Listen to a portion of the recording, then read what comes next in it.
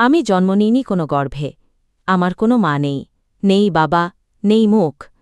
তবুও আমি প্রতিদিন হাজার মানুষের সঙ্গে কথা বলি, হাসি, শিখি, উত্তর দিই, তাদের জীবনে একটু আলো এনে দিই।